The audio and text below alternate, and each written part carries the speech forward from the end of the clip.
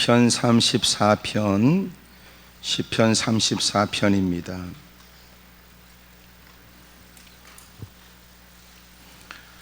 하나님 말씀 시편 34편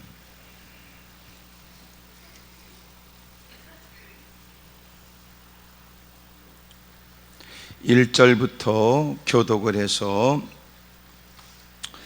우리 18절까지 한 절씩 나누어 교독을 합니다. 내가 여호와를 항상 송축하며 내 입술이 항상 주를 찬양하리이다.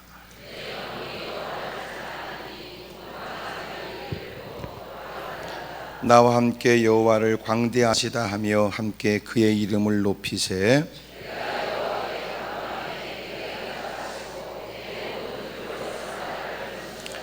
그들이 주를 앙망하고 광채를 입었으니 그들의 얼굴은 부끄럽지 아니하리로다.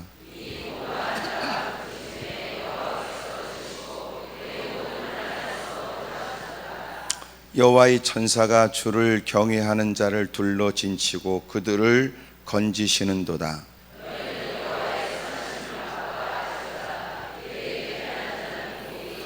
너희 성도들아 여호와를 경외하라. 그를 경외하는 자에게는 부족함이 없도다.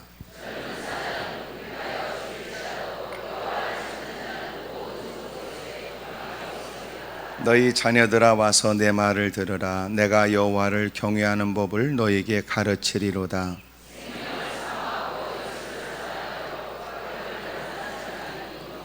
내 혀를 악에서 금하며 내 입술을 거짓말에서 금할지어다. 여호와의 눈은 의인을 향하시고 그의 귀는 그들의 부르짖음에 기울이시는도다.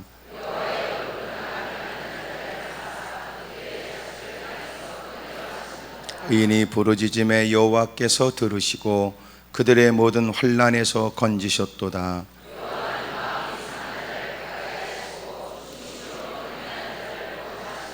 아멘. 여러분을 다 축복합니다. 우리 서로 다 밝게 웃어가면서 은혜 많이 받으시라고 잘 오셨다고 인사하세요. 네.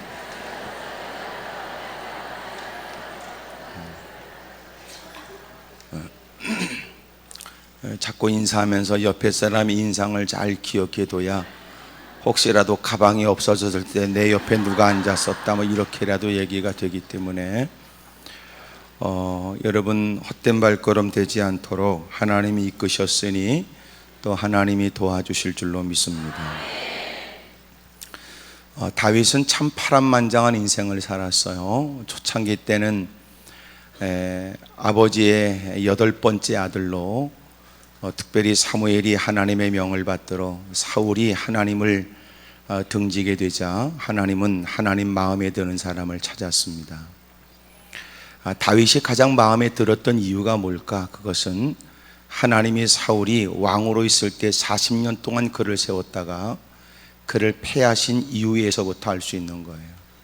그가 하나님 말씀을 버렸기 때문에 하나님께서 그를 버린다고 말씀하고 하나님은 마음에 드는 사람을 찾으셨습니다.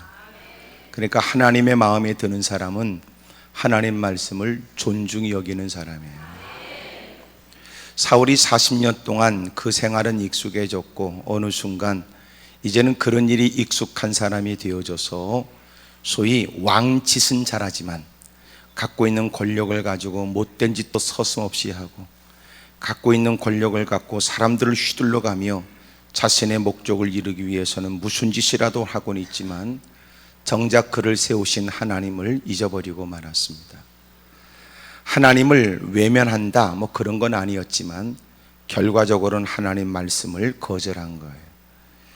그가 블레셋과의 싸움 또 아말렉과의 싸움 등등에서 그가 결정적으로 보였던 그의 신앙은 하나님을 등진 겁니다. 언제나 높은 자리에 올라가서 가장 위태로운 건 자기 위에 하나님이 있다는 걸 기억하는 거거든요. 어렵고 힘들 때는 인생이 누군가를 의지해야 된다는 걸 빠르게 배워요. 삶이 곤고하고 생활이 힘들기 때문에 그렇습니다.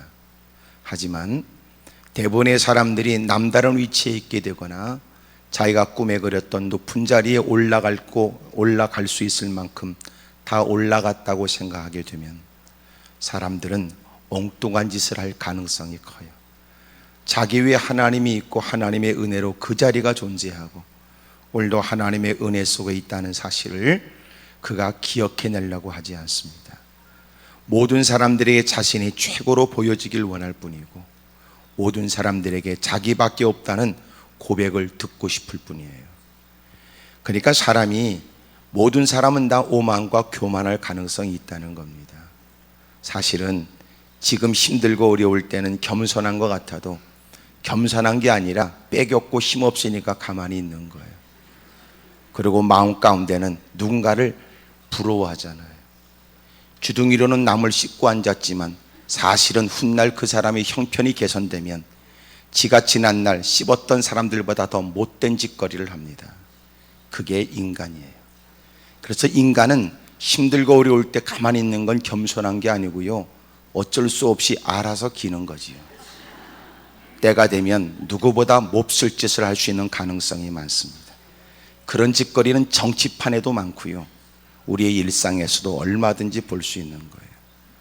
누군가 형편이 좋아져 사람들은 그를 향하여 사람이 자식이 잘 되고 난 다음부터 저 사람 눈빛이 달라졌다 그러고, 형편이 피고 난 다음부터 사람이 옛날 사람이 아니라고 말하는 건 실제적으로 그의 삶의 변화도 있지만 그런 부분의 일들을 지켜보는 사람의 시기심 때문에 곧다고 말도 많이 해요. 그리고 때가 되면 그는 누구 못지않게 아주 몹쓸 짓을 할 가능성이 큽니다. 그러므로 인간은요, 태어날 때부터 종자가 더러웠던 거예요. 죄를 져서 죄인이 아닙니다. 죄인이기 때문에 인간은 죄만 짓고 사는 거예요. 성령님의 은혜가 아니면 하나님을 어찌합니까? 성령님이 깨닫게 해주신 은혜가 아니라면 내가 이렇게 더러운 추악한 죄인인 줄 어떻게 알았단 말입니까? 성령님의 은혜가 아니고는 어떻게 예수님을 믿을 수 있었단 말입니까? 그러니 하나님의 은혜로 이 쓸데없는 자 왜 구속하여 주는지 난 알 수 없다고 찬양하는 거예요. 왜 내게 성령 주셔서 주 예수 믿게 하는지 난 알 수 없도다 그래요. 인간이 그래요. 인간이 아주 종자가 더럽습니다. 아주 못됐습니다. 옆에 사람한테 물어봐요. 그쪽은 좀 괜찮냐고 좀 물어보세요. 시작. 괜찮냐고 물어보라고 그러는 건 그 말이 틀린 말은 아니지만 네가 듣기에 어감은 어땠냐 그 말이야. 마음이 불편하겠지요. 하지만 여러분, 이게 사실이에요. 그래서 언제나 신앙생활을 바르게 하는 방법은 뭐냐면 언제나 자신을 잃지 않는 거예요. 내가 누구라는 사실, 아무것도 아니었으나 하나님의 은혜로 하나님의 자녀가 됐다는 사실을 명심하고 사는 겁니다. 그리고 오늘 내가 이렇게 버젓이 사는 것은 주님의 은혜일 뿐이고 오늘 내가 살아가는 삶의 목적은 하나님의 영광을 위해 존재한다는 걸 늘 의식하고 살아가는 게 바른 신앙의 삶이라고. 근데 여러분, 위기를 극복하기 위해서 신앙을 강조하지만 실상은 위기를 벗어나고 나면 사람들은 신앙인이라는 굴레가 싫어요. 그리고 이제는 부자 소리 듣고 세상에 화끈하게 잘 노는 사람으로 불려지고 싶은 겁니다. 그게 인간의 욕구라고요.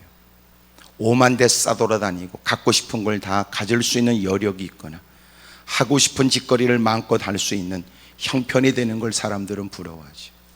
이렇게 다 여러분의 시선은 자기는 아닌 것처럼 나를 뚫어지게 보지만 이따 기도할 때는 또 내가 예상하건대 본격적으로 기도할 겁니다. 5만 가지를 다 달라고 하고 또 부들부들 떨겠지.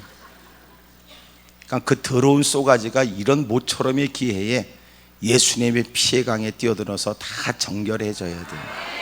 하나님, 나도 모르게 세상 것이 다 기준이 돼버렸구나. 들려지는 소리에 여론이 더 하나님 말씀보다 무섭다고 느껴지는 내 오염된 영혼을 정결케 해주십시오.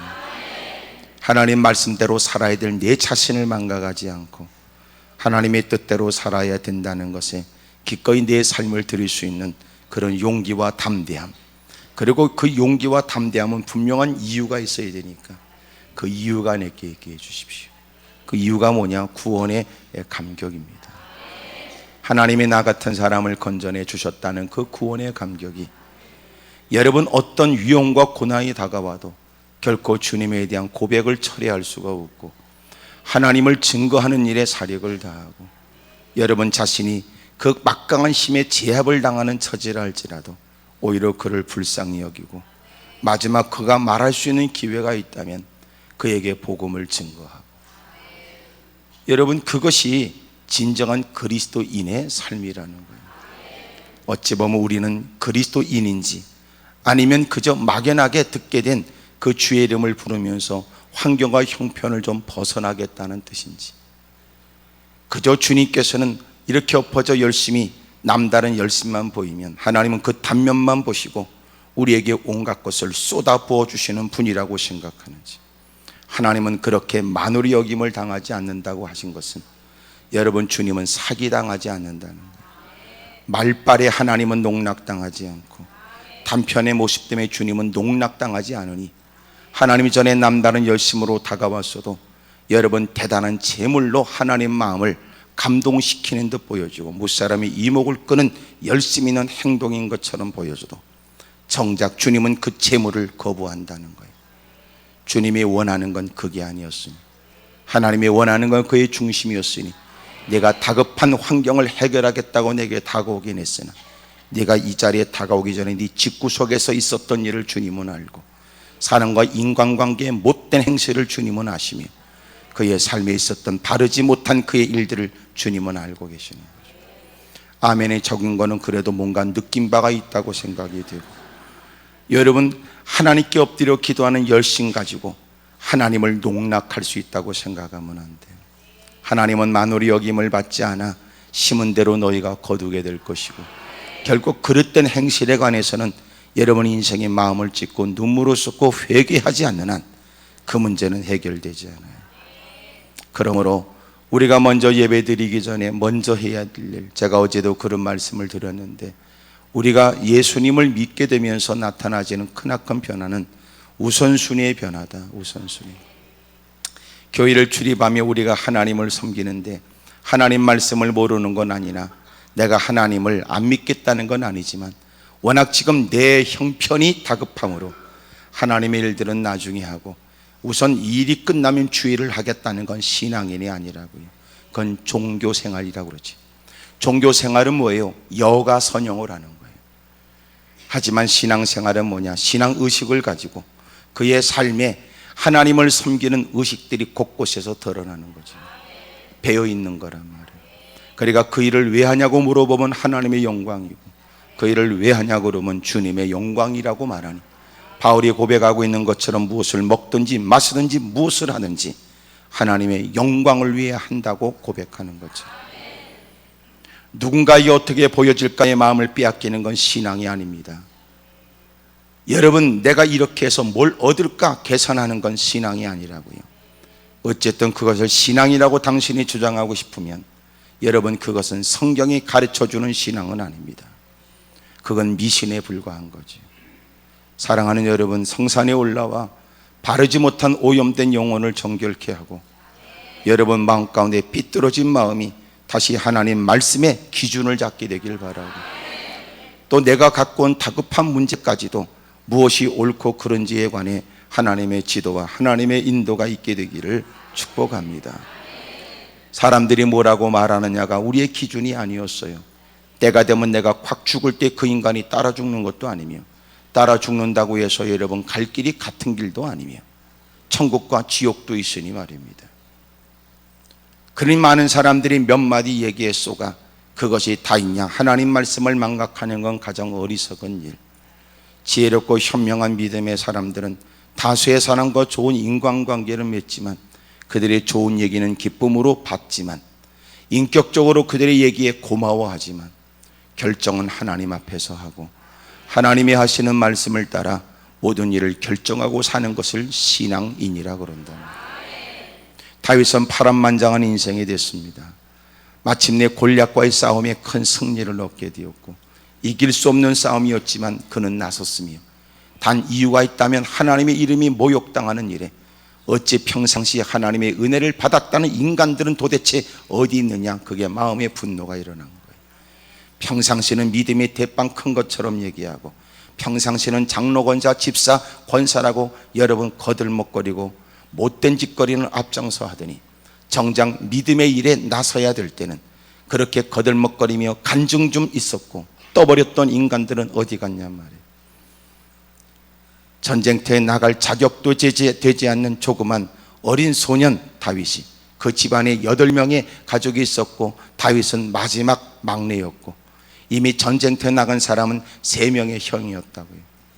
그러니 여러분, 이미 거기에 전쟁터에 나갈 나이가 되려면 그는 한참 기다려야 돼요.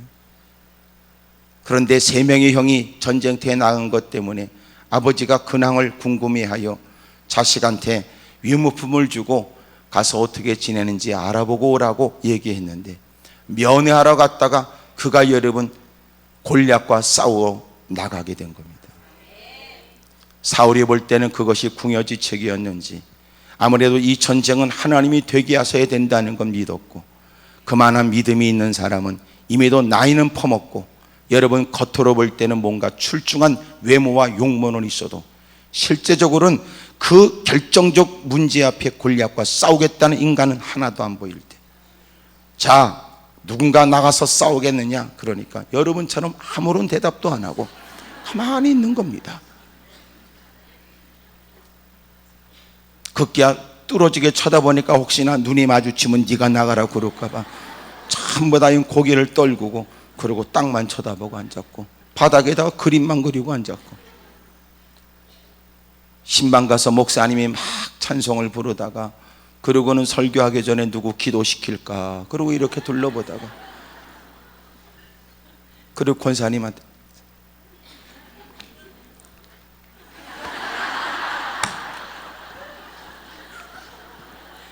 이런 일이 몇 번 경험되면 목사님이 찬송할 때 전부 다 눈을 안 마주쳐.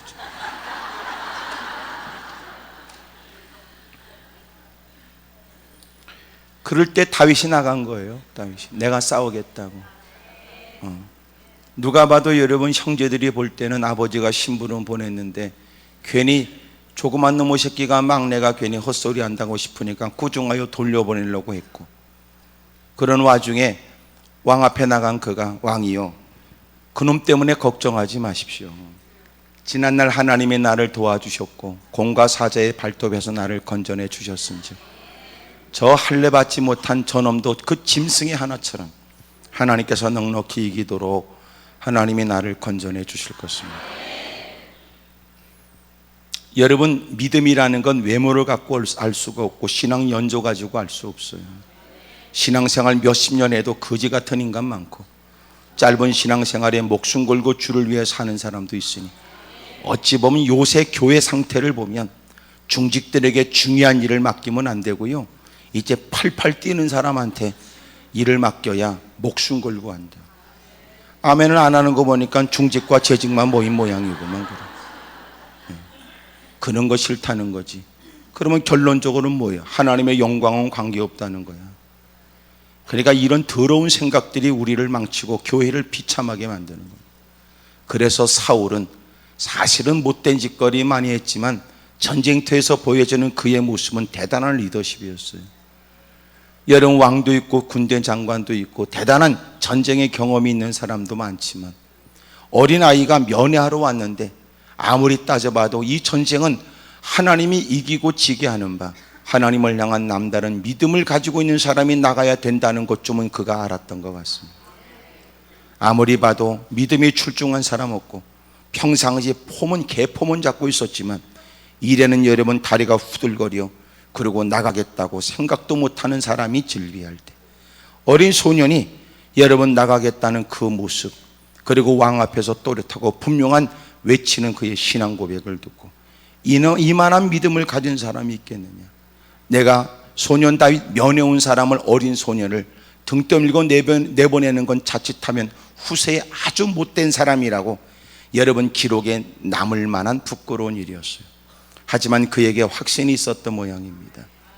1대1로 싸워서 마침내 맞짱 떠가지고 그것으로 전쟁의 승패를 가늠하자고 하는 고대 전쟁에 기꺼이 여러분 그에게 투구를, 갑옷을 입히고 그리고 칼을 주고 가서 싸우려고 등을 떠미는 그의 모습은 정말 이해가 되지 않는 모습이죠.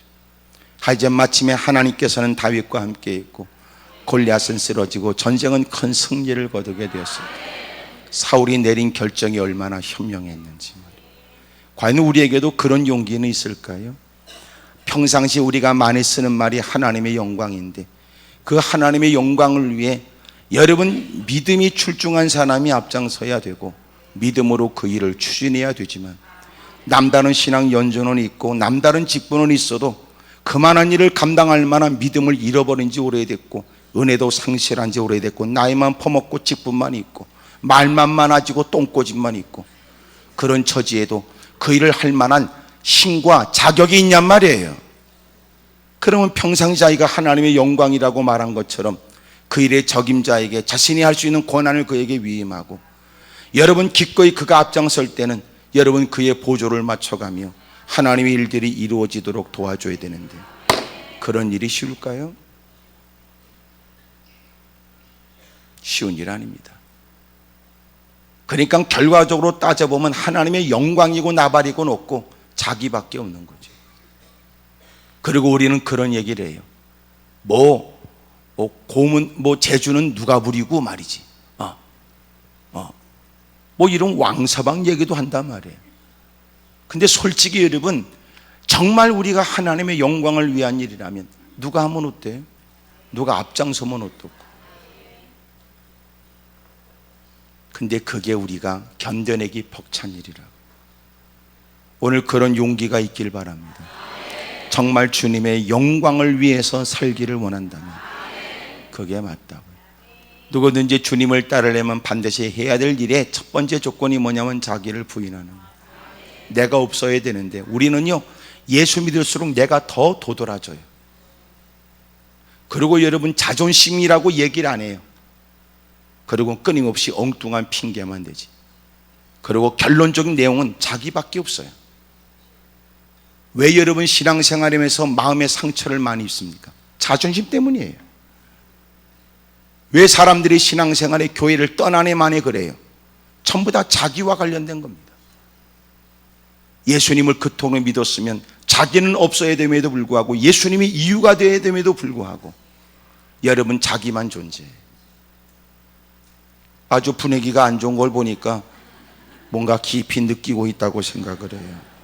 옆에 사람한테 다 물어봐요. 그쪽도 무슨 말인지 아시지요? 물어봐봐요. 무슨 말인지 알 뿐입니까? 누구 얘기인지도 알겠지. 그렇게 다윗이 여러분 나라의 공을 세우게 됐지만 마침내 돌아올 때 여인들이 외치는 다윗이 죽인 자는 만만이고 사울이 죽인 자는 천천이라는 얘기를 듣게 되면서 그의 마음 가운데 서운한 마음이 생기고 그것 때문에 이미 큰 공을 세운 것을 부인할 수 없는 처지에 드디어 그가 자기의 왕에 대한 자리에 관해서 도전의 사람이 될 수 있다고 생각했어요. 그때 이제 원수마귀가 틈을 탄 거예요. 더러운 귀신이. 그래서 원수마귀에게 틈을 주지 말라는 게 그 말이에요. 서운한 감정에 들면 그게 원수마귀를 부르는 소리예요. 예? 서운해, 기분 나빠, 오늘 괜히 우울하네, 찝찝하네, 거시기. 그러면요 그게 원수마귀가 들어올 틈을 열어주는 거예요.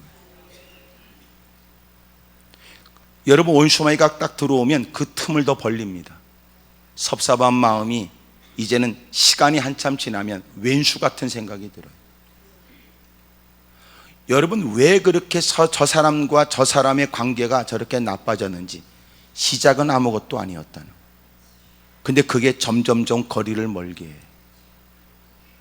지혜로운 방법이 뭐냐면 빨리 그 문제를 해결해야 돼요. 털어버리래요. 그래서 해가 지기 전에 그 문제는 해결해 버리는 게 좋다는. 아멘입니까? 하룻밤 묵으면 곰팡이가 쓸어. 내가 자꾸 마음 가운데 서운하거나 불편하거나 그러면요 그게 원수마귀 부르는 휘파람 소리란 말이에요. 불평하고 원망하는 거. 입술 열어 찬송하게 되면 마음은 좀 가라앉을 거예요. 심지어 주의 이름을 부르게 되면 하나님 말씀을 떠오르게 된다면 정 그게 통제가 안 되면 예배의 자리라도 다가와 예배 드리는 사람 틈바구니에도 끼어 앉아 있습니다. 그렇게 해서라도 여러분 원수마귀가 도전하는 걸 막아야 되는데 자꾸 우리 스스로가 허용하는 거예요. 원수마귀가 우리의 마음을 부추겨요. 화나지, 성질나지, 넌 그래도 대단하다, 어떻게 그 말 듣고 가만히 있냐, 나 같으면 한판 엎었을 거다, 막 이런. 왜 우리 주변에도 여러분 그런 역할하는 사람들 많잖아요. 공연에 이러면 겨우 마음을 가라앉히니까 쫓아와 부추기는 것들. 그런 것들은 만나지 마세요.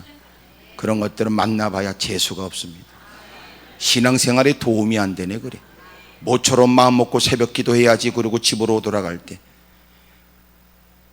예수 믿어도 지혜롭게 믿어.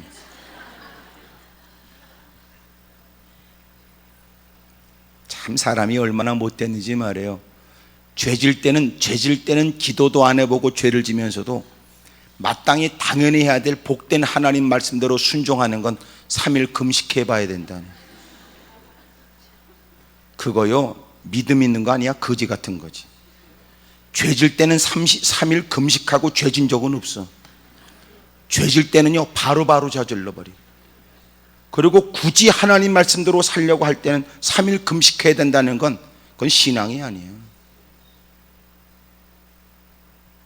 하나님 말씀에는 기다렸다는 듯이 지체함이 없이 준비된 인생처럼 순종하는 게 맞고요, 죄를 지어야 될 그런 순간에는 적어도 그만큼의 신앙 연조가 있고 들은 말씀이 있으면 머뭇거려야 되잖아요. 지체해야 되잖아요. 갈등해야 되잖아요. 고민해야 되잖아요. 숨어보라 하고 하루 정도는 미뤄놓고 다시 생각해 보겠다고 그래야 되잖아요. 그래야 후회를 줄이는 거 아닙니까? 아직도 우리는 교회를 출입해도 죄성, 악성, 독성이 가득한 거예요. 하나님 말씀을 듣지만 아직도 결단하지 못하고 늘 내가 반복해요. 언제나 이 땅의 마지막 때 중요한 건 분별과 단호함이에요. 여러분, 분별해야 된다는 건 옳고 그름에 대한 것이라면 단호한 것은 분별한 것이 헛되지 않기 위한 거예요. 만약 분별하지 않으면 어리석은 인생이 되고요, 분별을 했으나 단호하지 않으면 여러분 그는 또 불쌍한 인생이 돼. 뭐 때문에 분별했냐 말이야? 바르게 살기 위해서인데 결국은 단호하지 못해 분별을 해놓고도 똑같은 짓거리를 반복한다면 이처럼 어리석은 사람이 어딨냐고요. 그러므로 반드시 두 가지. 오늘날 대부분의 기독교인들의 문제는 하나님 말씀을 듣는 건 좋아요, 배우는 건 대빵 좋아하고 옳고 그름을 아는 것처럼 말은 많아. 두 번째, 그 인간이 달라진 건 없다는 거예요. 원수마귀가 쾌재를 부를 일이지요, 다를 바 없는 인간. 그래서 우리는 반드시 분별과 더불어 단호해야 됩니다. 이단과 사이비가 끊임없이 도전합니다. 분별해야 됩니다. 단호해야 됩니다. 이단과 사이비는 뻔뻔하게 다가올 때, 민망한 짓도 주저없이 할 때 우리는 그들 앞에 바르지 못하고 못된 짓을 하는 일을 단호하게 하는 것을 너무나 사람 면박 주는 것이 아니냐고 인정상 생각을 해요. 그러니까 결국 그것들이 더 활개를 치는 겁니다. 원수마귀는 대적해야 된대요. 그래야 꽁리를 빼고 물러간답니다. 점점 사입이, 이단들이 늘어나는 것은 우리 때문에 그래요. 만만하게 봐서 그러지요. 나는 여러분들이 분별과 더불어 단호함이 있길 바랍니다. 크게 아멘 하십시다. 따라합시다. 주여, 분별하게 하옵소서. 다시, 주여, 단호하게 하옵소서. 그래요. 그래야 이겨요. 바르지 않은 건 바르지 않다고 말하세요. 분명하게 말하세요. 여러분, 부모가 요새 여러분 아이들한테 못된 짓거리 하는 사람들이 많으니까 누군가 남 모르는 사람이 다가오면 분명한 어조로 싫어요! 라고 아이들에게 말하라고 가르치는 거죠. 여러분, 우리도 분명하게 분별하고 단호해야 된답니다. 단호하지 않으니까 여러분 문제가 돼요. 그 순간을 모면하기 위해서 다음에 오서 그러니까 다음에 또 찾아오는 겁니다. 오늘은 싫어요 그러니까 다음 날을 기약하는 겁니다. 단호하셔야 돼요. 단호하셔야 돼요. 그들을 가장 무찌르는 방법 제일 좋은 거, 여봐요, 이단 아닙니까? 이렇게 대놓고 얘기해라. 아니면 말고, 이단 아닙니까 당신? 아닙니다. 당신이 내가 교회를 다닌다고 얘기했는데 그럼에도 불구하고 당신이 자꾸만 당신 교회 얘기하는 거 보니까 당신이 이단 아닙니까? 이러는 거. 그러면 그 사람이 함부로 못합니다. 문제는 우리가 단호하지 못하는 거예요. 그러니까 우리를 얕보는 거죠. 이상한 사람들을 늘 주변에 많아요. 늘 깨어있지 않으면 안 된대요. 다윗은 큰 공을 세웠지만 사울의 마음에는 원수마귀가 틈을 탔고, 자기의 사위지만 나라의 공을 세웠는데 다윗을 죽여야만 자기의 자식이 왕이 될 수 있다고 생각했어요. 3,000명의 정예 요원들을 뽑아서 여러분 그를 추적하고 곳곳에 첩보와 정보를 통해 여러분 그를 죽이려고 사력을 다했습니다. 그 세월 10년 동안 다윗은 쫓기며 어려움을 겪지요. 그를 따르는 600명도 있었으니 그는 더 사람들을 끌고 움직이는 것이 벅찼지만, 그럼에도 불구하고 나중에 솔로몬이 고백하는 것처럼 하나님이 생명싸개로 하나님이 지켜주신 거예요. 보호해 주셨습니다. 그리고 다윗은 유대에서 왕이 되고 마침내는 전 이스라엘의 왕이 되어져 하나님이 원하시는 그 자리에서 하나님이 베푸신 은혜를 누리게 된 거예요. 여러분, 그랬던 왕이지만, 그랬던 다윗이지만 사실은 그 과정에 보면 오늘 성경에는 아비멜렉에게 여러분 큰 어려움을 겪게 됩니다. 다시 말하면 그가 사울의 칼날을 피해 도망 다닐 때 여러분 운신하기가 쉽지 않았어요. 피신하는 것이 여러분 녹록치 않았습니다. 그가 생각했던 건 너무나 시달리니까 내가 다른 블레셋 나라로 도망가면 더 이상 자기의 손길이 미치지 못하니까 자기를 추격하는 걸 멈출 수 있다고 생각했어요. 그래서 그는 가드 땅으로 갔습니다. 그리고 아비멜렉, 이것은 그들의 블레셋 왕을 의미하는 말이에요. 애굽은 바로라고 말하는 것처럼. 그래서 가드 왕 아기스 왕에게 가게 됐습니다. 그것은 스스로 가겠다는 것이 아니었고 사람들에게 붙잡히게 됐지요. 피신하게 된 것이 더 큰 위기를 만나게 됐습니다. 사울의 칼날을 피해 도망 다니는 이 세월을 좀 면해보겠다는 생각이었지만 가드 땅으로 가게 되면서 사람에게 붙잡혔고 드디어 왕 앞에 끌려가, 왕이요, 이놈이 누굽니까? 이놈이 골리앗을 넘어뜨리는 그놈입니다. 그 순간 그 위기를 어떻게 모면했을까요? 그는 하나님께 기도해요. 그런 중에 하나님이 그에게 번뜩이는 지혜를 줬는데, 좀 방법은 아주 더럽지만 그는 미친 채 해요. 거기다가 침을 질질 흘렸어요. 그리고 여러분, 거품 물고 침 흘리는 침으로 문에다 끄적거려요. 더러워 죽겠어요. 왕이, 야, 저놈이 다윗이든 뭐든지 하여튼 빨리 내쫓으라고 그랬다. 그래서 목숨을 건지게 된 거예요. 34편에 기록하기를 다윗이 아비멜렉 앞에서 미친 찌 하다가 쫓겨나서 지은 시다, 이렇게 말합니다. 특별히 그가 하나님의 은혜를 덧입어 그 위기 속에서 벗어나게 된 다음 그는 말하기를 하나님이 내게 은혜를 베풀어 주었으니 그것은 무엇보다도 하나님은 하나님을 경외하는 자에게 은혜를 베풀어 주셨기 때문입니다.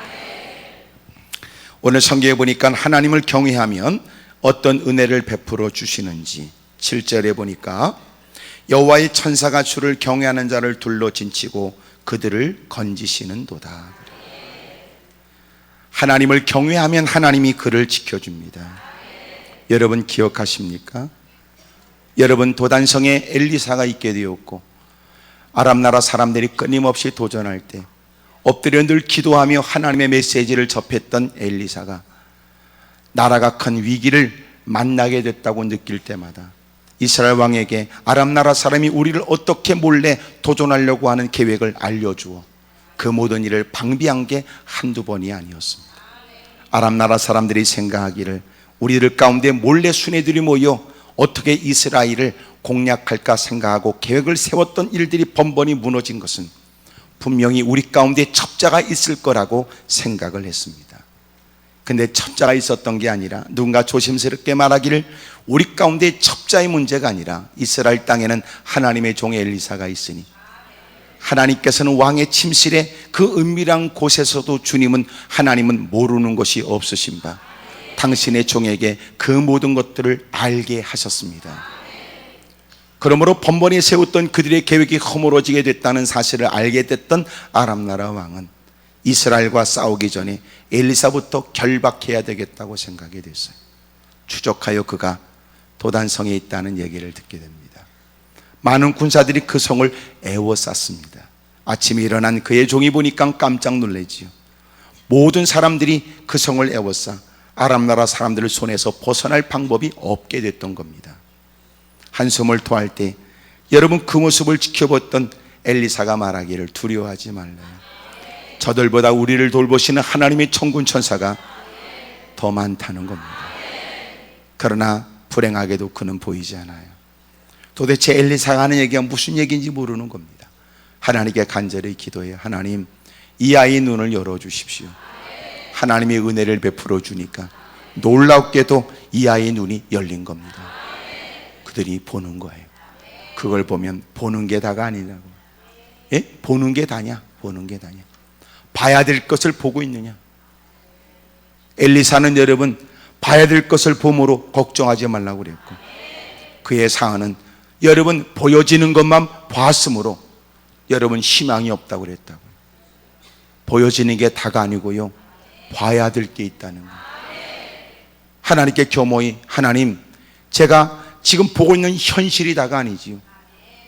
지금 내가 겪고 있는 이 사실만이 다가 아니지요. 신앙인은 현실을 떠나지 않아요. 현실을 무시하지 않아요. 현실을 부정하지 않아요. 우리는 현실도 인정하지만 더 중요한 건 하나님을 믿어요. 그러므로 그 현실 속에서도 우리는 여전히 살아계신 하나님께서 역사하실 것을 우리는 기대하죠. 마침내 하나님이 함께 하심을 보게 됩니다. 천군 천사가 이미 그 성을 지키고 있는 거예요. 하나님을 경외하는 사람, 하나님은 마침내 하나님의 천사를 통하여 그를 둘러 진치게 하고 그들을 건져주신대요. 오늘 그런 은혜가 있기를 축복합니다. 하나님을 열심히 경외해요. 그러면 돼요. 그러면 돼요. 이 땅의 사람들이 나를 돕는 것 같아도 여러분, 그들이 나를 스쳐 지나갈 때는 오히려 나를 위로하는 게 아니라 새로운 상처가 생길 수 있어요. 우리가 나이를 먹은 만큼 주름살이 늘어나는 만큼 마음에도 여러분 또 새로운 상처가 또 생깁니다. 이제는 나이가 드니까 그런 일에 익숙해지는 거고, 워낙 이제 나이가 드니까 감각도 잃어버리는 거고, 그럴 줄 알았다 그러고 넘어가는 거지. 사실은 여러분, 이 땅에서 우리가 겪게 되는 건 내가 기대했던 바가 다 이루어지는 거 아니라고. 잊지 마세요. 하나님을 경외하면 하나님은 그를 이 땅에서도 보호하고 책임져 준대요. 세상에 이렇게 둘러보면 나쁜 사람도 많아. 참 여러분, 어떻게 살까 내일이 막막해. 보여주는 뉴스의 끔찍한 사건을 보면요, 여러분 집 밖으로 발을 내딛기가 쉽지 않을 것 같은 생각이 들어요. 그래도 웃기는 건 놀러 갈 때는 오만대 다 다니잖아. 여러분, 하나님의 보호가 있다는 걸 잊지 마세요. 하나님을 경외하면 하나님은 하나님의 사자를 통하여 그를 둘러 진치게 하고 누구도 감히 그를 건들지 못하도록 하나님이 도와주실 거예요. 욥기서에 보니까 전혀 천상세계 일들을 알지 못하는 욥이 신실 때 믿음을 갖게 되지만 일순간에 물질과 그 모든 것들을 다 잃어버리게 되고 너무나 힘들고 어려운 처지에 놓이게 되었습니다. 누가 보면 끔찍하게 이를 데 없는 괴로운 일들을 그는 겪게 되지요. 누가 봐도 참 안타까워. 그래도 하나님은 그의 생명은 건들지 말라고 그러는 거예요. 하나님은 욥을 사랑했어요. 욥이 하나님을 여전히도 등지지 않을 걸 하나님은 아셨어요. 그리고 기꺼이 그 욥이 무사람들이 말하는, 쉽게 말하는 것처럼 돈 때문에 하나님을 섬기는 게 아니고 환경 때문에 하나님을 섬기는 게 아니라는 걸, 원수마귀한테 본때를 보여주고 싶었던 것, 그의 생명은 건들지 말라고 하셨던 줄. 그에게 다가온 친구들이 끊임없이 그에게 인과응보만 얘기를 했어요. 그러나 여러분, 의인이 어렵고 힘든 일을 겪게 되는 건 그의 죄 때문만은 아니다. 여러분, 성경을 잘 보면 여러분 꼭 고난을 만나면 무조건 죄인이라고 그러지 마세요. 고난 없는 죄인도 있어요. 그것은 한꺼번에 하나님이 일을 처리하려고 그러는 거예요. 그러니까 절대로 여러분 고난이 없으니까 의인이라고 말하면 안 되고, 고난을 겪으니까 그는 죄인이라고 말하면 안 돼요. 언제나 잊지 마세요. 고난이 여러분 그가 죄가 있다 없다를 가늠하는 기준이 아니에요. 오히려 여러분 성경 오늘 본문을 읽지 않았지만 19절에 보면 의인은 고난이 많으나 그래요. 고난을 가지고 그 사람의 죄의 유무를 그렇게 함부로 말할 수 없어요. 언제나 그의 옳고 그름은 말씀으로 기준 삼아야 됩니다. 여러분, 그는 결코 그릇된 일을 행한 적 없으나 그가 겪고 있는 고난은 반드시 상급이 될 거예요. 그 고난은 그에게 유리한 일로 작용될 것입니다. 근데 우리는 너무나 쉽게 얘기해요. 어려움을 만나면 내가 죄가 많아서 그런가, 시련을 겪으면 그것은 하나님 나를 버려서 그런가. 그렇지 않아요. 오히려 하나님이 사랑하면 그가 질주하듯 달려가는 그의 모든 계획이 틀어지도록 하나님이 그를 막으세요. 하지만 하나님이 저주하는 인간은 그냥 내버려 둔다고요. 그의 자기의 분노와 감정과 기분으로 살도록 내버려둬요. 마지막 결론은 지옥밖에 없지. 그러므로 하나님의 간섭이 많은 건 하나님이 나를 사랑하기 때문에 그렇습니다. 크게 아멘 하십시오. 여러분, 하나님이 우리에게 간섭하는 건 하나님이 우리를 자녀로 삼으셔 주셨기 때문에. 그렇지 않으면 사생자다. 그렇지 않으면 주님이 버려버린 거예요. 그러므로 우리도 서로 피차 누군가 어려움을 겪고 있으면 우리가 할 일은 뭐예요? 위로해야지. 우리가 할 일은 뭐예요? 도울 수 있거든 도와주십시오. 그들을 위해 기도해 주십시오. 근데 우리는 그게 아니라 자꾸 비판과 정죄만 한다고요. 여러분, 교회에서 자꾸만 정죄하지 마세요. 하나님이 내게 은혜를 준 것은 남들에게 정죄하라는 게 아니에요. 아까 말씀드렸지만은 여러분, 우리가 신앙 안에 변화가 있다면 그것은 우선순위에 대한 변화예요. 먼저 그 나라와 그의 의를 구하라. 예배드리기 전에 먼저 사람들과의 불편한 관계, 형제하고 그렇게 화목하지 못했거든 화목하고 와서 하나님께 예배를 드려라. 너희가 하나님 말씀을 들었거든 먼저 자기 눈에 있는 들보부터 뽑아라. 그래야 형제의 눈에 있는 티를 뽑아낼 수 있을 테니. 그거 해야 되거든요. 근데 우리는 너무나 정죄가 많아. 정죄가. 하여튼 남들에 관해서 너무나 많이 씹어. 너무 말이 많아. 너무 말이 많아. 그렇다고 아멘도 안 하고 있는 여러분, 나는 여러분들에게 가는 곳곳마다 좀 좋은 바람을 일으키고 용기를 주고 힘을 줄 수 있기를 바라요. 여러분, 병문안 가가지고 회개하라고 여러분 누워있는 사람 눈을 쑤실 듯이 그러지 말고, 지는 멀쩡하게 걸어다니니까 너는 회개할 거리가 없냐? 야고보서의 병든 자를 위해 기도하되 피차 서로 죄를 고하며 그랬어요. 죄를 따진다면 죄 없는 인간이 있나? 다 인간이 죄가 있지. 하나님 앞에 허물 없는 인간이 있나? 죄를 따진다면 다 죄와 허물이 가득하지.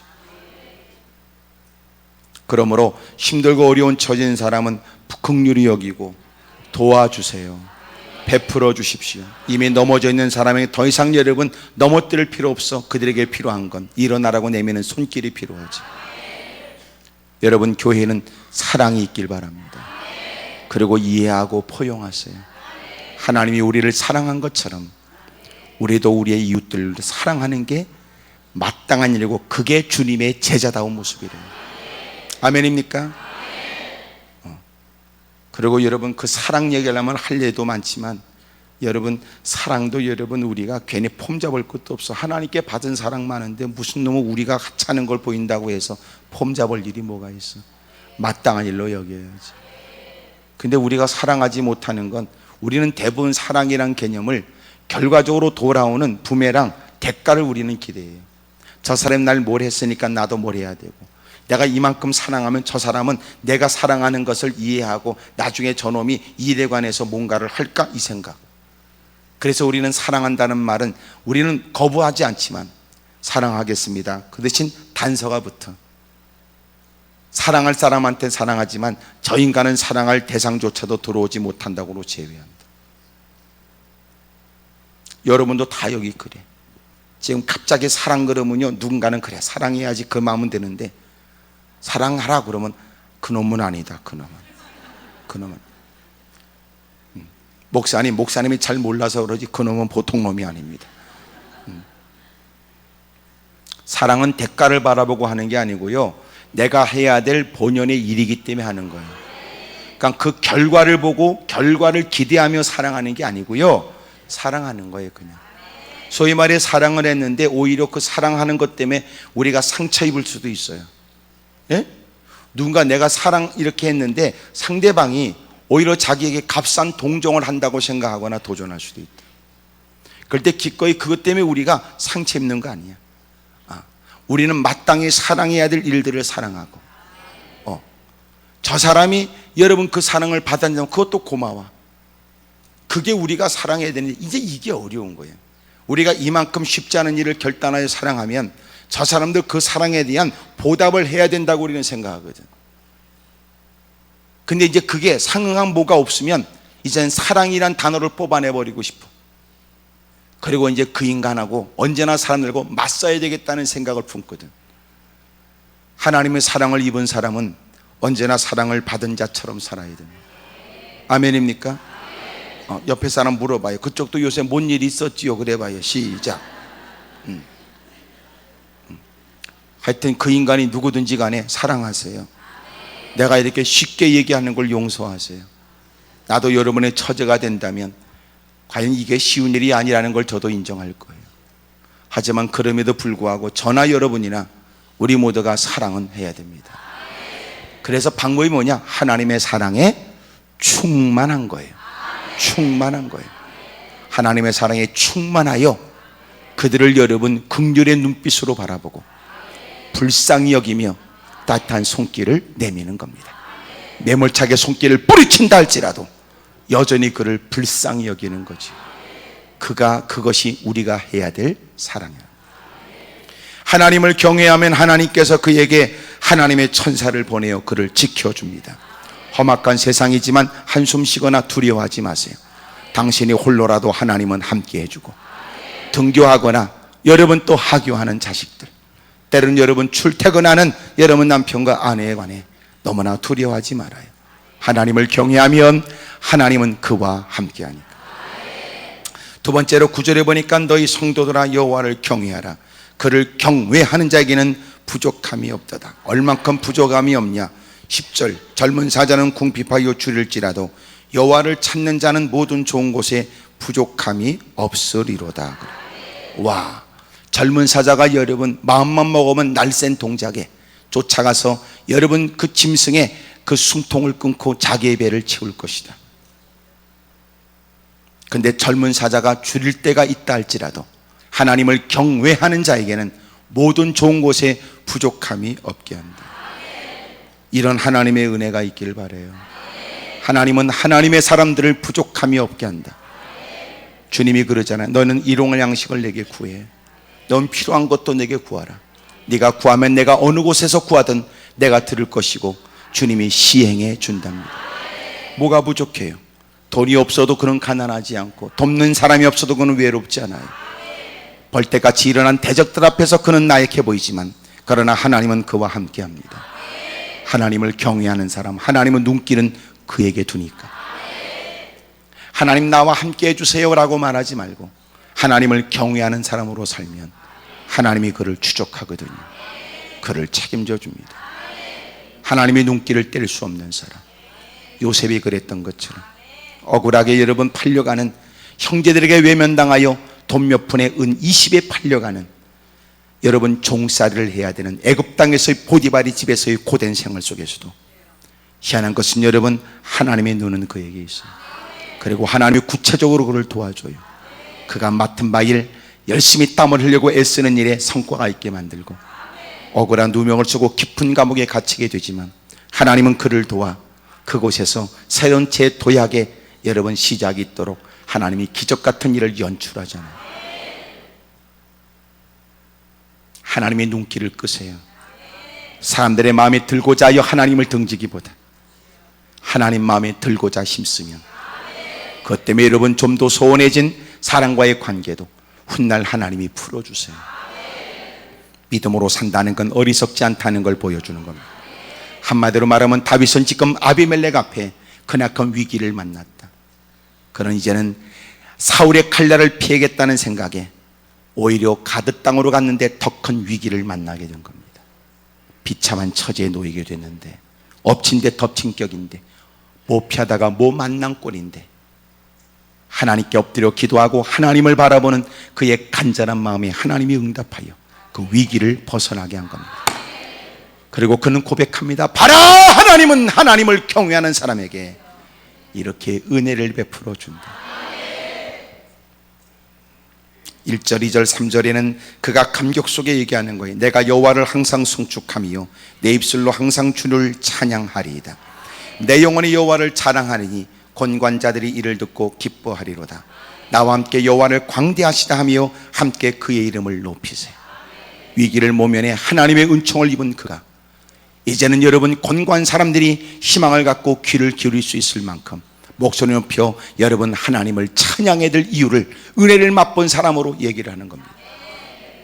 여호와를 송축하라. 나는 늘 하나님을 송축하는데 내가 그 하나님을 자랑하지 않을 수 없는 건 하나님은 공고했던 나를 건져 주셨으니 오늘 나의 찬양과 나의 간증과 주님을 자랑하는 일들은 권고한자들에게 희망이 될 것이다. 하나님은 하나님을 경외하는 자를, 하나님의 사자를 보내어 그를 지키시고, 하나님은 하나님을 경외하는 자에게 모든 좋은 것에 부족함이 없도록 하나님이 도와주신다. 물질의 풍요로움도 있지만 여러분 생활에 전혀 어려움이 없도록 모든 것들을 풍족하게 채워준다고 하는 하나님의 말씀뿐만 아니라 그의 마음 가운데 누군가가 여러분 부러워할 만한 멋진 다이아몬드로 온몸을 치장한 건 아니지만 그의 마음에는 그 온갖 다이아몬드로 여러분 치장한 사람들을 봐도 전혀 부럽지 않는 사람이 되도록 하나님이 만들어준 거예요. 오늘 그리스도 안의 평강, 기쁨, 자유, 감격, 실학이 있기를 주의 이름으로 축복합니다. 할렐루야. 그렇다면 하나님을 경외한다는 이 단어는 막연한 말일까요? 추상적인 단어일까요? 11절 너희 자녀들아 와서 내 말을 들으라. 내가 여호와를 경외하는 법을 너희에게 가르치리로다. 여러분 하나님을 경외하는 것이 무엇입니까? 생명을 사모하고 연수를 사랑하며 복받기를 원하는 사람이 누굽니까? 하나님을 경외하는 자에게 베풀어 주시는 하나님의 크나큰 은혜를 원하는 사람이 누구냐? 13절 내 혀를 악에서 금하며 내 입술을 거짓말에서 금할지어다. 악을 버리고 선을 행하며 화평을 찾아 따를지어다. 여러분 무엇보다도 하나님의 은혜를 얻고자 하는 사람이 결코 하나님이 싫어하는 짓을 하면서도 하나님의 도움을 받을 수 있다고 생각하는 것처럼 크나큰 모순이 어디 있습니까? 빛과 어둠이 공존할 수 없는 것처럼 여러분 하나님의 은혜를 받아야 되겠다고 생각하는 당신이라면, 하나님의 도움을 덧입어야 되겠다고 생각하는 당신이라면 이미도 성경에 우리에게 분명히 가르쳐주고 있는 바르지 못한 일들에 관해 단호한 모습을 보이셔야 된단 말이에요. 혀에 가득한 여러분 악을 금해야 됩니다. 불신의 말입니다. 원망의 말입니다. 불평의 말입니다. 남을 헐뜯거나 여러분 도전한 바르지 못한 악에 관계된 일들을 금해야 됩니다. 하나님 내 입술의 문을 지켜주십시오. 나도 모르게 내뱉은 말 때문에 훗날 후회하는 일이 없도록 내 입술의 문을 지켜주십시오. 사람이 위기를 만날 때 가장 여러분 조심할 게 이 말이에요. 말이라고요. 그냥 막 함부로 쏟아내놓는 이런 말들이, 함부로 쏟아내놓는 말들이 훗날 그것이 자기의 발목을 딱 붙잡아요. 트위터, 페이스북, 때로는 여러분 요새 SNS로 막 여러분 그렇게 올리는 많은 글들, 여러분 그것을 조심하라고 그러더라고요. 왜냐하면 시간이 지나서 지금은 여러분 사회적인 불만, 지금 막 이런 처지에 그냥 자기 신경을 막 생각 없이 막 쏟아내놨는데 시간이 지나서 그가 열심히 공부하고 어느 순간 마음을 잡아서 다짐하고 시작해서 남다른 자리에 딱 올라갈 때 그의 정치적인 적들, 그를 모험하는 사람들은 과거를 뒤져 그의 지난날 철없을 때 내뱉은 말들을 여러분 걸고 오늘 그가 지금까지 사력을 나며 갖고 왔던 일들을 순식간에 무너뜨리는 거예요. 그래서 남다른 원대한 꿈이 있는 사람이라면 오늘 어디 남기는 글 하나 조심해라. 어디 남기는 글 하나 조심해라. 사랑하는 여러분, 저와 여러분들이 하나님의 은혜를 입고자 한다면 여러분의 혀에 가득한 악을 금해야 됩니다. 입술에 가득한 거짓을 금해야 됩니다. 사실 여러분 교회를 출입하고 신앙생활을 여러분 겉으로 하는 것 같아도 신앙생활 거지같이 하면은요 거짓말이 늘어나요. 거짓말이. 교회 다니는 사람이 거짓말 너무 잘해요. 이 얘기를 내가 그래서 조그맣게 하는 겁니다. 크게 안 하고 밖에 사람 듣지 않도록. 예수 믿는 것들이 거짓말 너무 잘해요. 너무 잘해요.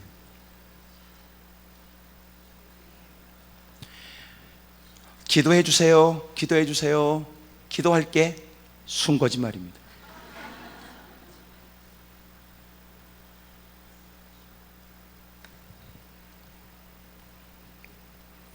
너무나 하나님의 이름 빙자해서 거짓말 잘하고 신앙적 단어를 빙자해서 거짓말을 너무 잘해요. 오늘 하나님을 경외하며 하나님을 경외하는 자가 누릴 수 있는 아름다운 것들을 누리기를 원하는 여러분들, 여러분의 가득한 혀에 가득한 악을 제거하고 거짓말을 뽑아내 버리십시오. 따라합시다. 하나님 아버지, 제 입술에 변화가 있게 해주세요. 아멘입니까? 여러분 교회에서는 말 많이 하지 마세요.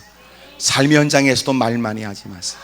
아니, 이 말을 여러분이 견뎌내기 어렵다면, 그래도 여러분 말을 하지 않으면 못 견딜 것 같거든. 그렇다면 말을 생각하고 하세요. 생각하고. 요새 제가 살펴보니까 한국 교회에 우리의 가장 큰 문제가 뭔가 보니까 생각 없이 신앙생활 하는 거예요. 생각 없이. 기도도 생각 없이 하더라고. 그냥 뱉어버리는 거예요. 증거가 뭘까요? 기도해놓고 자기가 무슨 기도했는지 모르는 겁니다. 방언기도도 잘하세요. 방언기도도. 여러분 방언기도, 당신이 하는 방언이 맞는지 틀린지 어떻게 알아요? 예? 네가 하니까 바른 방언입니까? 그게 성령님이 주신 은사인지 어떻게 알아요? 통역자를 세워야지. 통역자를 세워야 될 거 아니에요. 당신이 하는 방언이 맞는지 틀린지 어떻게 알아요? 또 하나, 그들이 너희가 예루살렘을 떠나지 말고 내가 아버지께 받아 너희에게 보내는 성령의 능력이 입힐 때까지 기다리라고 그랬어요. 그들이 여러분 드디어 열심히 기도했습니다.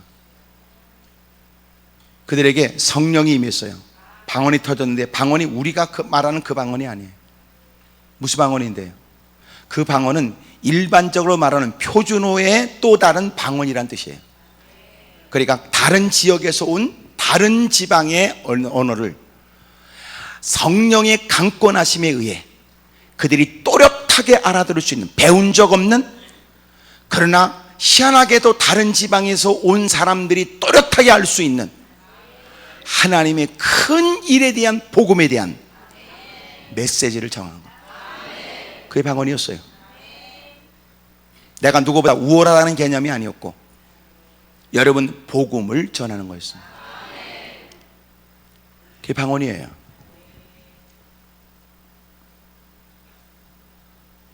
고린도전서에 기록된, 고린도 교회를 향해서 기록된 것은 사실은 은사로 개판이 된 교회에 은사에 대한 여러분 질책과 여러분 은사에 관해서 가르쳐 주는 거예요.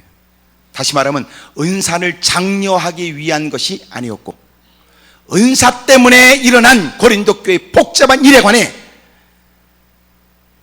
바울이 흥분 속에 하는 얘기예요. 방언은 부정할 수 없는 성경에 기록된 은사인 건 사실이지만, 네 방언이 확실한 방언이라는 건 어떻게 하냐 그 말이에요. 이렇게 말하는 건, 뭐라도 지가 알아듣지 못하는 소리를 쭝얼쭝얼 한다여 네가 대단하다고 착각하지 말아라. 쭝얼쭝얼 내뱉는 것은 하나님이 주는 어마어마한 은사의 다양한 많은 은사 가운데 한 귀퉁이다. 그리고 네가 그것을 함으로 인해서 할 때와 하지 않을 때에 확연히 비교되는 신앙의 성장과 성숙은 뭐가 있나?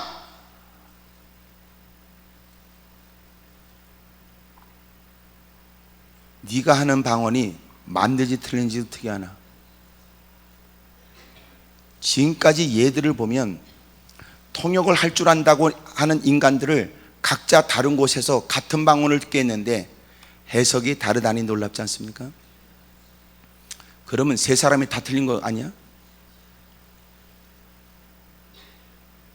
그러면 다시, 지금 방언 얘기하려고 하는 게 아니라 여러분들이 하나님께 드리는 기도를 왜 생각을 담아 하나님 앞에 있다는 의식을 갖고 또렷하게 구할 바를 마음을 담아 기도하는 기도를 왜 안 하냐 그 말이에요. 그러니까 2시간 3시간 동안 엎어져 뭐라고 지도 알아듣지 못하는 사람을 쭈글거리다가 일어나 누군가한테는 신령한 것처럼 보이지만 그게 신령한 겁니까? 그러니까 여러분 자꾸 은사에 대한 비판론이 나오는 이유가 거기 있는 겁니다. 대부분 교회에 거들먹거리고 못된 짓 하는 것들이 성질 더러운 것도 있지만 기도 좀 한다 그러고 은사를 받았다고 하는 것들이 그 짓거리에 하나님과 직통계시가 있었다는 듯이 뭔가 하나님이 자기에게만 뭔가를 들려주셨다고만 생각하는 듯한 짓거리를 한다고 말이에요. 그리고 철없는 사람들은 그런 일에 동조하지요. 여러분들은 생각을 담아서 기도하세요. 생각을 담아서, 내가 지금 하나님 앞에 있지, 내가 무슨 기도하려고 그러지, 내 생각을 담아서 집중하여 그렇게 또박 기도하세요. 불행한 일은 2시간 3시간 엎어져 기도한, 누군가보다 신령하게 기도를 많이 한 사람, 보여줬던 사람들에게 암흑의 권세하는 기도 좀 하세요. 그러니까 기도를 더럽게 못한다. 이유가 뭐냐? 지도 알아듣지 못하는 소리를 그냥 쭝얼거리는 방언 소리, 그리고 쭝얼거리고 앉았다. 방언을 대부분 보면 반복되는 말들이 계속, 여러분 짧은 단어가 계속 반복됩니다. 혀에 익숙해집니다. 기도도 안 하고 흉내도 낼 수 있습니다. 장난처럼 얘기도 할 수 있습니다. 얼마든지. 그러니 방언의 은사는 부정하면 안 되지만 네가 하는 방언은 맞는 걸 어떻게 하느냐? 왜 너는 방언 기도만 하냐? 우리의 언어에 자꾸 익숙해지면 놀라운 건 그렇게 뭐라고 입술은 쭝얼거리되 생각은 별 생각을 다 하고 앉았는 겁니다. 과연 그게 방언이냐?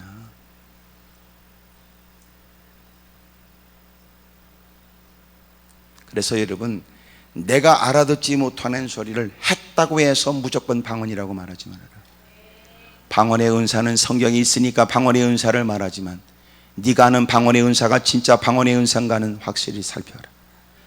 그것보다도 더 당신이 힘써야 될 일은 하나님이 우리 언어로 우리의 생각을 담은, 우리의 마음 중심을 담은 진정한 기도를 주님은 원하신다는 걸 생각해요. 그래서 한국교회, 여러분 기도 안 하는 것도 문제지만 기도하는 사람조차 여러분 또렷하게 생각을 담은, 마음을 중심을 담은 바른 기도를 훈련하지 못하는 게 이게 문제입니다. 왜 그런 방언 기도를 하느냐? 시간을 길게 하기 위해서. 시간을 길게 하면 성경에 자칫 조심해라, 이방인의 기도는 많은 말을 해야 하나님이 들으실 줄로 생각한다. 적어도 여러분 기도 좀 한다 그러면 여러분들이 또렷하게 생각하고 주님 앞에 있다는 의식을 가지고 마음을 담아 중심으로, 우리말로 또렷하게 하세요. 또렷하게. 빨리 하지 않아도 돼요. 또렷하게 생각하고 집중하고 기도하세요. 중심을 담아서. 왜 그래야 됩니까? 하나님이 우리의 기도를 들으시고 그대로 이루어진다고 믿는다면 어찌 기도를 막 하겠냐고 말이에요. 내 말이 내가 말한 대로 그대로 이루어진다고 믿는다면 어떻게 생각 없이 막 말을 내뱉겠냐고 말이에요. 이렇게 올라오셔서 또렷하게 내가 무엇을 위해 기도할 것인지를 생각하고 바르게 기도하다가 돌아가기를 축복합니다. 할렐루야. 괜히 여러분 몇 시간 동안 기도했다, 시간 가지고 그 사람의 여러분 기도의 능력을 말할 수가 없어요. 제일 먼저 중요한 게 바른 기도입니다. 바른 기도. 바른 기도에 더 많은 기도를 힘써라. 그건 맞는 말이지. 여러분 기도한답시고 엎어져 있지만 엎어져 있는 시간이 과연 기도하는 시간이냐? 그렇지 않다. 바른 기도를 드려라. 바른 기도. 그럼 분명히 하나님이 주시는 응답이 있다. 제일 먼저 뭐죠? 마음에 평안이 온다니까. 마음의 평안. 내가 하나님 앞에 내 중심을 토로하고 하나님의 은혜를 사모하며 죄를 고백하며 하나님의 은혜를 갈망하고 여러분 간절히 기도하는 이후에 하나님이 우리에게 주시는 은혜는 마음의 평강이 있다. 마음의 평강이. 자기가 여러분 적지 않게 엎드려 기도했는데 자기가 무슨 기도했는지조차 모른다니.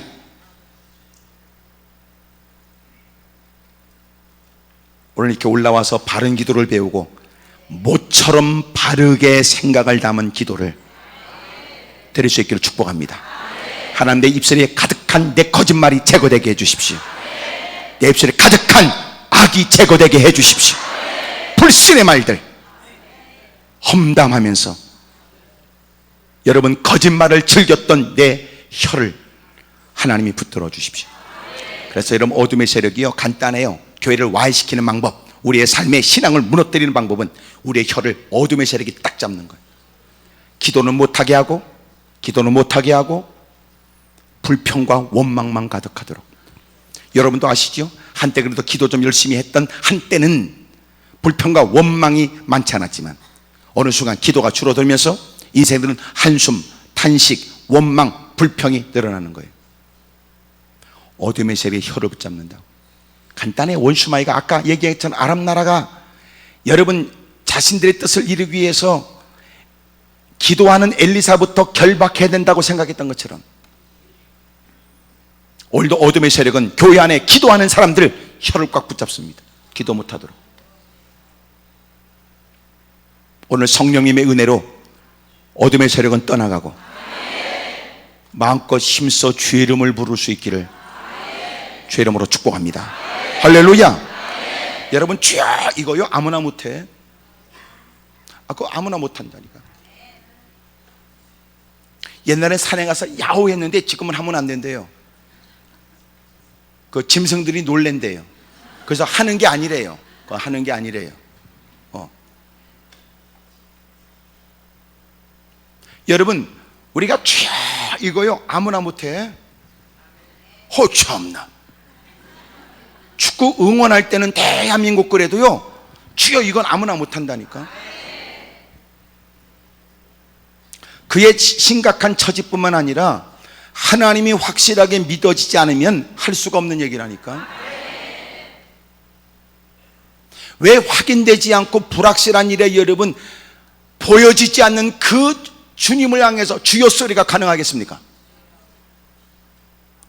근데 마침내 그가 힘주어 주의 이름을 부르는 순간에 어둠의 세력도 떠나가고 주님 앞에 더 가까이 다가가게 되고 주님 앞에 중심을 토할 수 있는 거예요.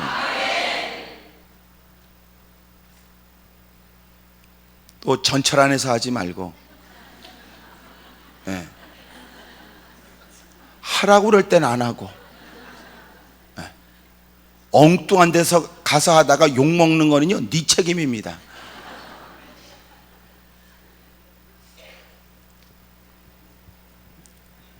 (15절에) 보니까 여호와의 눈은 의인을 향하시고 그의 귀는 그들의 부르짖음에 귀를 기울이시는도다 그래. 자, 그렇다면 하나님을 경외하는 법을 가르쳐 주는데 너는 무엇보다도 하나님의 역사가 있기 위해서 하나님이 기뻐하지 않는 것부터 제거해라. 하나님이 기뻐하는 것을 위해 힘써라. 선을 행하며 화평을 찾아 따를지어다. 그러면서 오늘 34장에 34편에 많이 기록된 말이 무슨 말이냐면 하나님이 건지시고 구하시는데 그 일에 있어서 무엇보다도 하나님을 찾는 겁니다. 하나님께 간구하고 하나님께 기도하면 하나님이 그를 도와주신대요. 다시 말하면 간구한다는 말과 하나님을 경외한다는 말은 분리된 말이 아니에요. 하나님께 기도하는 사람은 하나님을 경외하기 때문이었으며 하나님을 경외하는 사람이라면 하나님을 찾지 않을 수 없었다는 거지요. 4절에도 여호와께 간구하며 내게 응답하시고 내 모든 두려움에서 나를 건지셨도다. 6절 이 곤관자가 부르짖음에 여호와께서 들으시고 그의 모든 환난에서 구원하셨도다. 여러분, 그렇게 하나님께 간절히 부르짖으면 하나님은 그에게 지금까지 경험하지 못한 놀라운 하나님만이 주시는 선하심을 그에게 맛보도록 도와준다는 거예요. 봐라, 내가 하나님께 기도했더니 어떤 누구도 내게 베풀 수 없는 일들을 주님이 내게 베풀어 주셨다. 10절에 여호와를 찾는 자는 모든 좋은 것에 부족함이 없으리로다. 하나님을 찾으면 15절 여호와의 눈은 의인을 향하시고 그의 귀는 그들의 부르짖음에 기울이시는 도다. 17절 의인이 부르짖음에 여호와께서 들으시고 그들의 모든 환난에서 건지셨도다. 18절 여호와는 마음이 상한 자를 가까이 하시고 중심으로 통회하는 자를 구원하시는도다. 하나님께서는 심지어 주의 이름을 부르며 간절히 기도하는 사람, 하나님을 경외하기 때문에 이 모든 일은 하나님이 도와주셔야 된다고, 심지어 하나님이 약속을 붙들고 주의 이름을 부르는 사람들, 하나님은 그들에게 은총을 베풀어 주신다는 거예요. 봐라, 하나님은 하나님을 경외하는 자에게 하나님의 사자를 보내신다. 하나님은 하나님을 경외하는 자들을 모든 좋은 곳에 부족함이 없도록 책임져 주신다. 맹수들이 들끓는 세상이지만, 악한 이들이 벌떼처럼 일어나 나를 그렇게 삼키려고 하는 세상이지만 두려워하지 말아라. 하나님을 경외하면 하나님 너를 책임져 준다. 악을 제하며 그가 하나님이 기뻐하는 일을, 선한 일을 행하며 힘써 주의 이름을 부르면 하나님은 그의 기도를 들으시고 그를 건져내고 그를 구원해 주신다는 것. 적지 않은 사람이 하나님을 경외한다는 말은 쉽게 수용해요. 당신이 하나님을 경외합니까? 이럴 때는 사람들은 쉽게 수용을 해요. 자신의 믿음이 대단하다고 말하는 건 아니라도 하나님을 경외하지 않는다, 이건 아니니까 자기도 하나님을 경외한다고 말해요. 하지만 그가 엎드려 기도하는 걸 볼 수 없다면 그의 경외하는 것은 문제가 있는 거죠. 하나님을 경외하는 사람이라면 어찌 그 처지 그 형편에 주의 이름을 부르지 않을 수 있을까? 하나님을 경외하는 사람이라면 어찌 한숨과 탄식은 그에게 익숙한 일이요 이것저것 뛰어다니며 그렇게 불평과 원망으로 세월을 낭비해도 왜 하나님께 무릎을 꿇지 않는지. 오늘도 성산까지 올라오는 남다른 열심을 보인 여러분, 힘써 주의 이름을 부르십시오. 그리고 오늘도 하나님의 구원의 손길을 기다리며 오늘도 하나님을 경외하는 자에게 베풀어 주시는 하나님의 놀라우신 선하심이 경험되기를 주의 이름으로 축복합니다. 크게 아멘 하십시다. 따라합시다. 하나님을 경외합니다. 그래요, 하나님을 경외하는 당신. 그래서 여러분, 기도하지 않을 수 없어서 주의 이름을 부르는 여러분, 오늘도 우리의 기도에, 우리의 부르짖음에 주님의 도움이 있기를 바랍니다. 무릎을 꿇겠습니다. 두 손을 높이 들지요.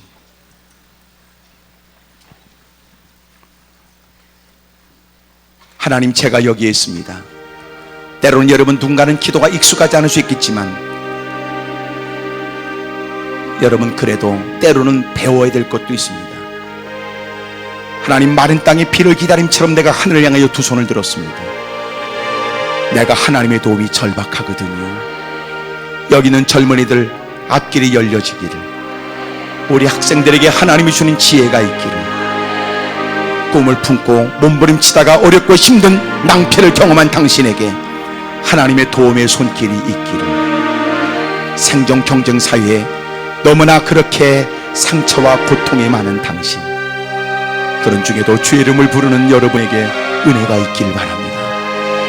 말 못한 살 때문에 힘들어하는 당신, 여전히도 하나님의 전에 다가와 하나님을 경외하는 사람으로 있기를 원하고 주신 말씀 붙들고 힘주어 주의 이름을 부르는 당신에게 하나님의 은혜가 있기를 원합니다. 큰 목소리로 주님을 세 번 부르고 통성한절히 기도합니다. 주님!